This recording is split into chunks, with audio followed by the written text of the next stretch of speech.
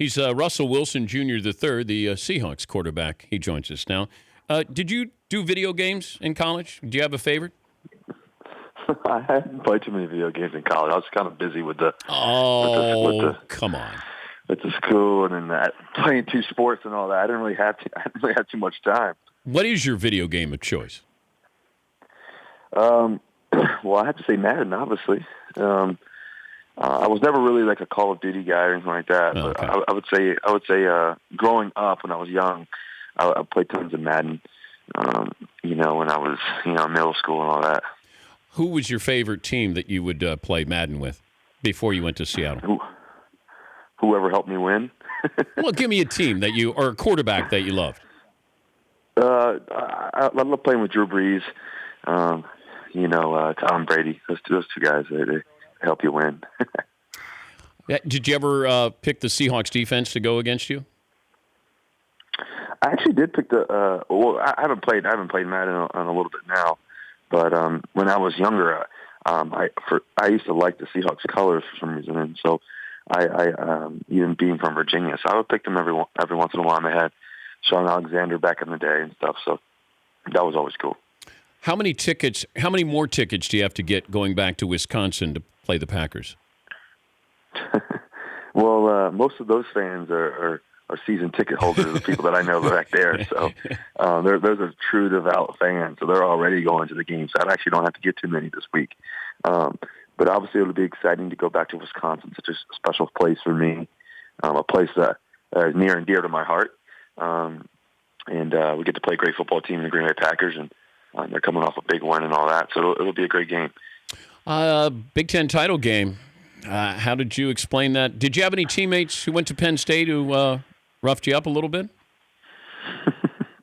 Yeah, I have one of our tackles, Gary Gilliam, who actually I played against at Penn State when I was at Wisconsin. We beat up on Penn State pretty good, but unfortunately we made a little wager, a small little wager, and they beat us. So I guess I give back, I should say. You should have to wear a Penn State jersey or something. I know, right? Exactly. So it's an unfortunate situation. I was really disappointed. Obviously, we were so close. So it was a great game, and that's what you want to see in those championship games. That's why you play them. That's why you have all those games during the season. You get to the end of it, and you want to have a close game that people want to see. He's Russell Wilson Jr. the third, Seahawks quarterback. You know how we came up with that, by the way, Russ? I was about to say, I don't know. McLovin called RG3. Seton, do you have that? McLovin calling RG3? Robert Griffith Jr. the third. So he called Robert Griffith Jr. the third, and so it just stuck in my head. So it's Russell Westbrook Jr. the third, Russell Wilson Jr. the third. And I'm probably going to say it one night on Football Night in America. But, yeah, we got it in our head because McLovin screwed up RG3's name. Yeah. My family's going to look at the genealogy and try to figure out a junior and a third.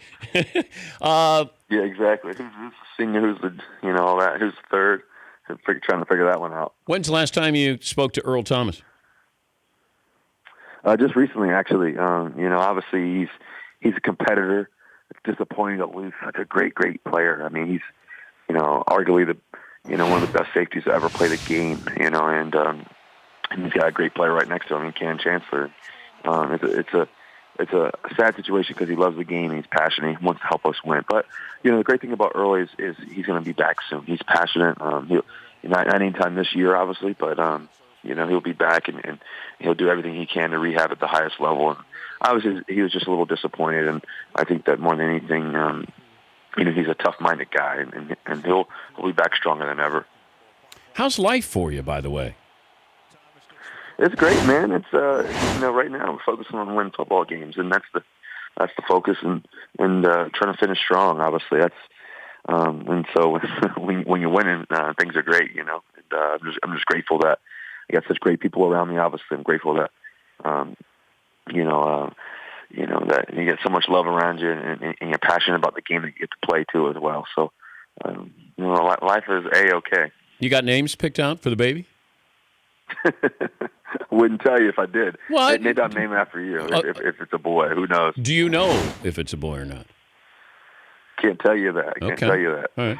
I don't know if your wife ever brought this up, but I was in a movie with her, a Sandler movie, and we actually had a screening in Indianapolis, and she sat at a table right behind me. She ignored me the whole time, but she seemed Probably like because you were probably trying to whisper in her ear. No, I was not. I did notice her, though. I will say that. I said she's even prettier in person, and my chair was. Our chairs were back to back to one another, and everybody was talking to her. So I played it cool by not talking to her, and then she didn't. She never said anything to me. But just tell her I said hello. She'll probably remember me from the movie. But it was probably the eye connection you guys had. Sometimes you don't need to say anything. Well, I think we're just actors. It's just two actors understanding one another, and it's sort of an unspoken. Understood. You're an actor, right? I'm not sure if I'd go that far. Well, Entourage, you really had to act like yourself, which is sometimes tough. That is actually one of the harder things to do. So, especially when you're having fun out there, and that was one of the most fun things I've ever been able to do. Obviously, I love the fact that you're involved in a group to try to get basketball back to Seattle. How did this come up, and where do we stand with getting the NBA back in Seattle? Well, it's obviously an exciting thing, and this city, needs it, deserves it. I think that this city is such a flourishing city, and so many great things going on here. I always say that I don't want to tell too many people about the city because I don't want everybody to move here once you visit, it's pretty special. But I got to know Chris Hansen, great friend.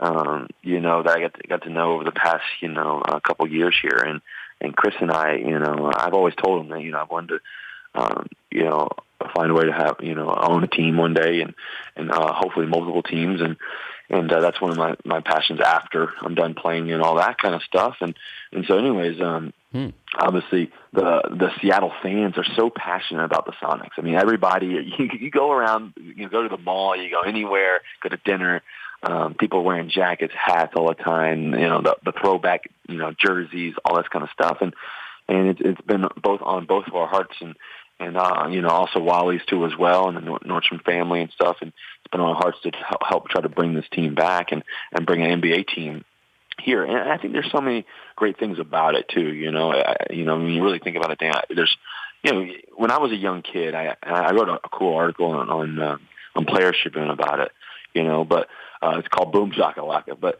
when I was writing again, I was thinking about, when I was a young kid, I used to play, NBA Jam. I used to play with the Sonics, and thinking about that team, even though I was, 3,000 miles away in Virginia, that meant so much. And as a young kid, and I think about the generations to come, here in this area in Seattle and just the state of Washington, it's a basketball state, first of all. There's a lot of great players that have played here. And you think about the young kids and what it means. And I'll never forget the feeling when we won a Super Bowl, and we won that awesome Super Bowl 48, and we were able to come back home, and there was millions and millions of people, and the connection that it made from all different socioeconomic statuses to all different races to all different people, all in the same city, wearing the same colors, and just so united. And you get to see these young kids' faces and how much they adore these players and how much they adore the situation and what it means. And it's a lifetime of memories. And this city is a very, very special place. And so I want to do everything I can to help bring this team back with Chris Hansen and with Wally Walker and the Nordstrom family too as well.